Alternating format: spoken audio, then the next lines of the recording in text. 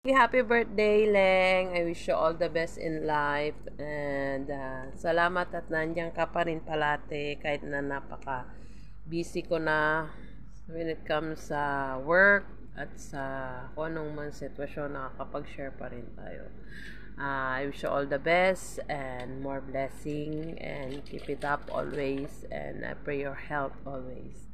I want to see you soon. Happy birthday.